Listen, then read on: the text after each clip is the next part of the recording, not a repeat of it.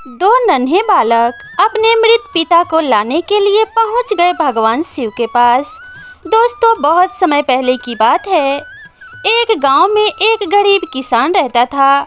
वह मेहनत मजदूरी करके रोज 10 रुपए कमाता था।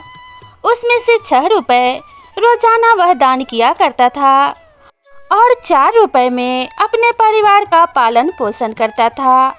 ऐसा करते करते कुछ समय बीता और उसके 2 जुड़वा लड़के हो गए। अब उस किसान के परिवार में 4 सदस्य हो गए। वे दोनों पति पत्नी और 2 लड़के। अब धीरे धीरे उनके पालन पोषण में किसान को समस्या होने लगी। फिर एक दिन किसान के लड़के ने कहा, पिताजी, आप रोजाना 10 रुपए कमाते हैं, जिनमें से 6 रुपए रोज दान क्यों कर देते हैं? 4 रुपए में हम अपना गुजारा कैसे कर पाएंगे? फिर किसान को चुपचाप देखकर उसकी पत्नी ने कहा, नहीं बेटा, ऐसी कोई बात नहीं है। पापा तो रोज 10 रुपए कमाते हैं पर 6 रुपए दान कर देते हैं। यह तुम्हारे लिए ही दान करते हैं, दूसरों के लिए नहीं। लेकिन वो दोनों लड़के इस बात को नहीं समझते थे, क्योंकि वे दोनों नन्हे नन्हे बालक थे। फिर कुछ समय बीता और किसान के दोनों लड़के 8 वर्ष के हो गए। और इधर किसान की एक दिन दिल का दौरा पड़ने से अचानक से मौत हो गई। फिर किसान की पत्नी और उसके दोनों लड़कों को बड़ा दुख हुआ। फिर एक दिन किसान के दोनों लड़कों ने अपने माँ से पूछा, माँ, हमारे पिताजी कहाँ चले गए? माँ ने कहा, बेटा, तुम्हारे पिताजी हमें छोड़कर भगवान शिव के पास चले गए। जब तुम्हारे पिताजी थे तो रोजाना 10 रुपए कमाते थे और 4 रुपए की बचत करके हमारा पालन पोषण करते थे। अब हमारा पालन पोषण कैसे होगा? कैसे हमारा पेट भरेगा? माँ ने अपने दोनों बेटों से कहा, बेटो, जिस घर में गरीबी होती है उसका कोई सहायक नहीं होता है सिवाय भगवान शिव के। बेटों ने कहा, माँ, ऐसा मत सोचो। हम दोनों भाई भगवान शिव के पास जाएंगे और पापा को वहाँ से लेकर आएंगे। जहाँ भी पापा होंगे वहाँ से हम दोनों भाई उन्हें खोज कर ले आएंगे। फिर अगले दिन किसान की पत्नी अपने दोनों लड़कों को घर पर छोड़कर गांव में काम करने के लिए चली जाती है। और उधर दोनों भाई सोचते हैं, क्यों ना हम कैलाश पर्वत पर भगवान शिव के पास चलें और अपने पिताजी को वापस लेकर आएं। ऐसा सोचकर अपने पिताजी को लाने के लिए दोनों भाई घर से निकल पड़े। और फिर चलते चलते रास्ते में एक बहुत बड़ा बरगद का पेड़ आया। दोनों भाइयों ने सोचा, इस बरगद के पेड़ की छाया में बैठकर थोड़ा सा विश्राम कर लेते हैं। फिर दोनों भाई उस पेड़ की छाया में बैठ गए। कुछ ही देर बाद उस बरगद के पेड़ ने कहा, बेटो, तुम कौन हो और कहाँ जा रहे हो? मेरी छाया में आज तक तुम्हारे जैसे कोमल बालक नहीं आए। फिर उन दोनों लड़कों ने कहा, हम किसान के बेटे हैं और अपने पिताजी को लाने के लिए कैलाश पर्वत पर भगवान शिव के पास जा रहे हैं। तब उस बरगद के पेड़ ने कहा, पुत्रों, तुम मेरे लिए भी भगवान शिव से एक प्रश्न पूछ कर आना। मैं कई वर्षों से यहाँ पर लगा हुआ हूँ, लेकिन मेरा एक भी पत्ता नीचे नहीं गिरता और ना ही मेरी डालियाँ कभी सूखती है। मैं कितने वर्षों तक और यहाँ पर खड़ा रहूँगा? मैंने अपने पूर्व जन्म में ऐसा कौन सा पाप किया है जिस कारण से मुझे इस योनि से मुक्ति नहीं मिल पा रही है? इसका क्या कारण है? तब उन लड़कों ने कहा, ठीक है, हम भगवान शिव से तुम्हारा यह प्रश्न जरूर पूछ कर आएंगे। यह कहकर वे दोनों लड़के आगे चलने लगे। फिर चलते चलते रास्ते में उन्हें एक बहुत बड़ा सर्प मिला। उस सर्प को देखकर वे दोनों भाई डर गए और वहां से भागने लगे। तभी सर्प ने कहा कि हे बच्चों, मुझसे डरो मत और मुझे यह बताओ कि तुम कौन हो और कहाँ जा रहे हो? तब वे दोनों भाई उस सर्प के पास आए और हाथ जोड़कर कहने लगे, हे नाग देवता, हम दोनों किसान के पुत्र हैं और हम दोनों भाई हैं। हम दोनों कैलाश पर्वत पर भगवान शिव के पास अपने पिताजी को लाने के लिए जा रहे हैं। तब उस सर्प ने कहा कि बच्चों, तुम भगवान शिव से मेरा एक प्रश्न पूछ कर आना। मैं कई वर्षों से यहाँ पर पड़ा हुआ हूँ और मेरे से चला भी नहीं जाता। मेरे शरीर में इतनी भी जान नहीं है कि मैं थोड़ा सा चल फिर सकूं। मैंने अपने पूर्व जन्म में ऐसा कौन सा पाप किया है जिस कारण से मुझे इस योनि से मुक्ति नहीं मिल पा रही है? इसका क्या कारण है?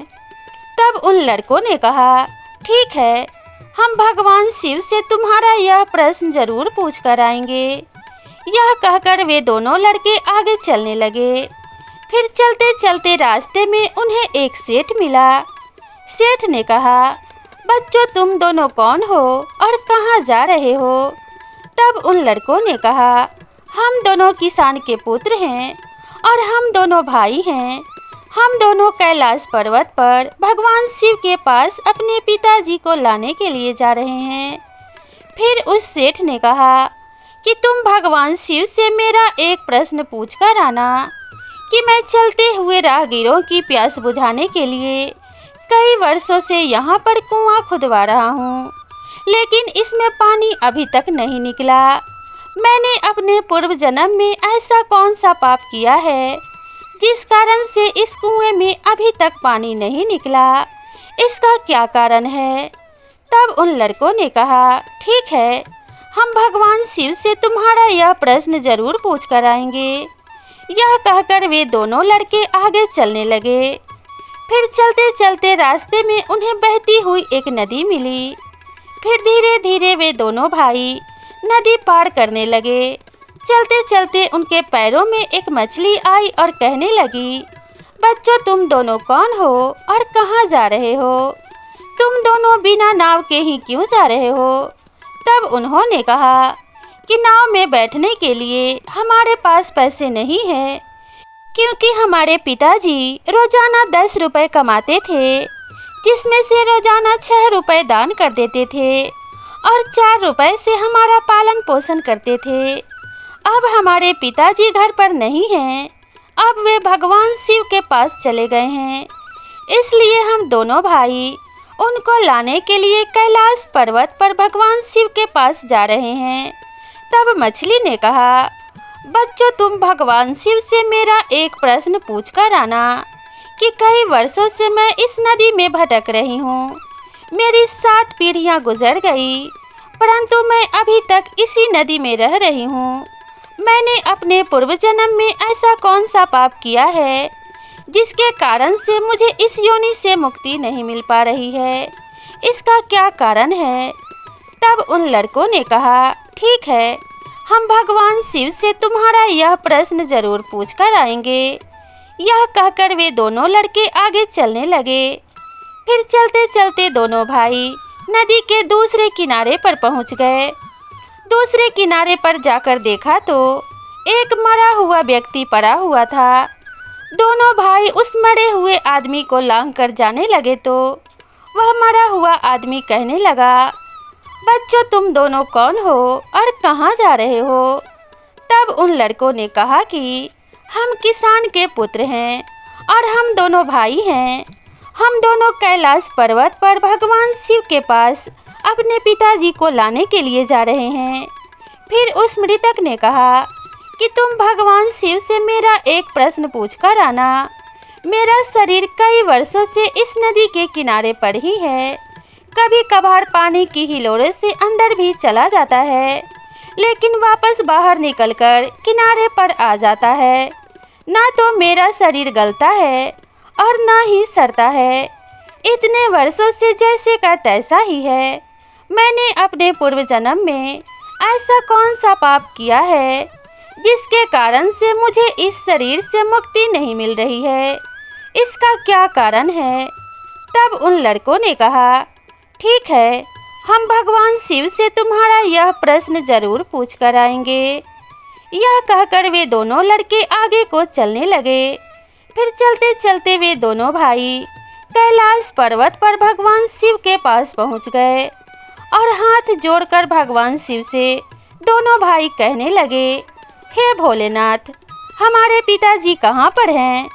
जब हमारे पिताजी घर पर थे तब वे रोजाना 10 रुपए कमाते थे, जिसमें से 6 रुपए तो रोजाना दान कर देते थे और 4 रुपए से हमारा पालन पोषण करते थे। अब वे घर पर नहीं हैं, तो हम दोनों भाई और हमारी माँ भूखे मर रहे हैं। आप उन्हें जल्दी से हमारे साथ हमारे घर भेज दीजिए। फिर भगवान शिव ने कहा, ठीक है, मैं तुम्हारे पिताजी को घर पर भेज दूंगा।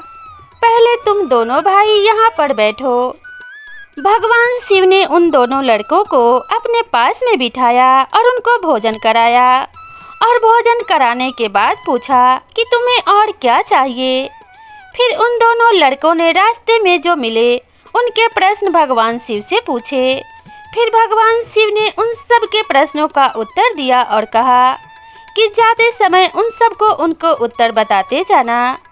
फिर भगवान शिव ने कहा कि तुम दोनों अपने घर जाओ, तुम्हारी माँ तुम्हारी राह देख रही है, तुम्हारे पिताजी तुम्हारे घर पहुँच जाएंगे।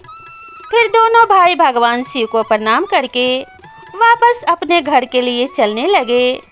चलते चलते रास्ते में सबसे पहले उन्हें वही मरा हुआ आदमी मिला जो नदी के दूसरे किनारे पर पड़ा हुआ था। उन दोनों लड़कों को देखकर वह मरा हुआ आदमी कहने लगा, बच्चों, तुमने भगवान शिव से मेरा प्रश्न पूछा था। तब उन्होंने कहा, हाँ, हमने भगवान शिव से तुम्हारा प्रश्न पूछा था। भगवान शिव ने कहा कि तुम पहले बहुत बड़े विद्वान थे, परंतु किसी को भी अपना ज्ञान नहीं बांटा। अब मर गए तो तुम्हारे ज्ञान तुम्हारे अंदर ही खोल रहे हैं। जब तक तुम अपना ज्ञान किसी को नहीं बांटोगे तब तक तुम्हारी आत्मा को शांति नहीं मिलेगी। तब उस मृतक ने कहा कि बच्चों, अब ऐसी हालत में मेरे पास ज्ञान लेने के लिए कौन आएगा? तुम ही मेरा ज्ञान ले लो। फिर उस मृतक ने दोनों भाइयों को अपना सारा ज्ञान दे दिया और ज्ञान देने के तुरंत बाद ही उसकी आत्मा को मोक्ष की प्राप्ति हो गई। फिर दोनों भाई आगे चले तो उन्हें वही मछली मिली। मछली ने कहा, बच्चों, क्या तुमने भगवान शिव से मेरा प्रश्न पूछा था? तब उन लड़कों ने कहा, हाँ, पूछा। भगवान शिव ने कहा कि तुम्हारे अंदर अमृत है। जब तक तुम इस अमृत को किसी को नहीं दोगी तब तक तुम ऐसे ही व्याकुल रहोगी। फिर मछली ने कहा, बच्चों, मुझे कौन मिलेगा? तुम ही मेरा अमृत ले लो। फिर मछली ने अपना अमृत उन दोनों बच्चों को दे दिया और अमृत देते ही उस मछली की आत्मा को मोक्ष की प्राप्ति हो गई। फिर दोनों सगे भाई आगे चलते चलते वहीं सेठ के पास पहुँचे जो सेठ कुआं खुदवा रहा था। उस सेठ ने दोनों लड़कों से कहा, बच्चों, क्या तुमने भगवान शिव से मेरा प्रश्न पूछा था? तब उन लड़कों ने कहा, हाँ, पूछा था। भगवान शिव ने कहा कि आपके घर में 2 जवान कन्याएं कुंवारी बैठी हुई हैं। जब तक आप उन दोनों कन्याओं का विवाह नहीं करेंगे और कन्यादान नहीं करेंगे तब तक इस कुएं में पानी नहीं निकलेगा। पहले आप कन्यादान करो, उसके बाद इस कुएं को खुदवाना। फिर उस सेठ ने कहा कि मैं वर ढूंढने के लिए कहाँ जाऊँगा? तुम दोनों ही मेरी लड़कियों से विवाह कर लो। फिर उस सेठ ने अपनी दोनों लड़कियों का विवाह उन दोनों लड़कों से करा दिया और उन्हें वहां से विदा कर दिया। फिर दोनों भाई आगे चले तो चलते चलते रास्ते में उन्हें वही सर्प मिला। उस सर्प ने कहा कि बच्चों, क्या तुमने भगवान शिव से मेरा प्रश्न पूछा था? तब उन लड़कों ने कहा कि हाँ, पूछा था। भगवान शिव ने कहा कि तुम्हारे पास में जो मणि है उस मणि को तुमने धरती पर नहीं उगला और ना कभी किसी को दान दी। जब तक तुम उस मणि का दान नहीं करोगे तब तक तुम्हारा शरीर ऐसा ही बना रहेगा। फिर उस सर्प ने कहा कि बच्चों, मैं यह मणि किसको दूंगा? तुम ही यह मणि ले लो। फिर उस सर्प ने वह मणि उगेल दिया और दोनों भाइयों को दे दी। मणि को देते ही उस सर्प की आत्मा को मोक्ष की प्राप्ति हो गई। फिर दोनों भाई आगे चले तो चलते चलते रास्ते में उन्हें वही बरगद का विशाल पेड़ मिला। उस बरगद के पेड़ ने कहा कि बच्चों, क्या तुमने भगवान शिव से मेरा प्रश्न पूछा था? तब उन्होंने कहा, हाँ पूछा था। भगवान शिव ने कहा कि पूर्व जन्म में तुम्हारा काम गुरुकुल में बच्चों को शिक्षा देना था। तुम्हारा पद एक गुरु का था, परंतु तुम उसके बदले में छोटे छोटे बच्चों से अपना काम करवाते थे, हाथ पैर दबवाते थे और उन्हें अच्छी तरह से शिक्षा नहीं देते थे। तुम पूर्व जन्म में बहुत बड़े विद्वान थे, परंतु तुमने उन बच्चों को शिक्षा नहीं दी। उन बच्चों के श्राप के कारण ही तुम हिल डुल नहीं सकते। तुम्हारे अंदर जो ज्ञान भरा हुआ है उसे किसी को देना होगा। फिर उस पेड़ ने कहा, मैं यह ज्ञान किसे दूंगा, तुम ही ले लो। फिर उस बरगद के पेड़ ने दोनों भाइयों को अपना सारा ज्ञान दे दिया। जैसे ही उस बरगद के पेड़ ने उन बच्चों को अपना ज्ञान दिया तो उसकी भी आत्मा को शांति मिल गई और वह उस पेड़ की योनि से मुक्त हो गया। फिर दोनों भाई चलते चलते अपने घर पहुंच गए। जब दोनों भाई अपने घर पहुंचे तो किसान की पत्नी उन्हें देखकर बड़ी खुश हुई और कहने लगी, बेटो तुम दोनों कहाँ चले गए और यह दोनों लड़कियां तुम्हारे साथ में कौन है? फिर दोनों भाइयों ने पूरी कहानी अपने माँ को सुनाई। अब उन्हें ज्ञान हो चुका था कि हमारे पिताजी वापस नहीं आ सकते। अब उनकी मुक्ति हो चुकी है।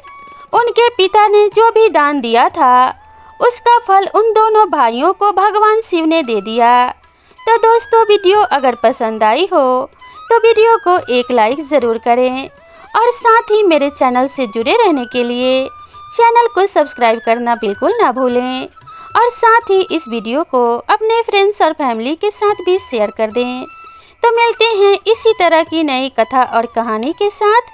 तब तक खुश रहिए, स्वस्थ रहिए, अपना और अपनों का ध्यान रखिए। नमस्कार।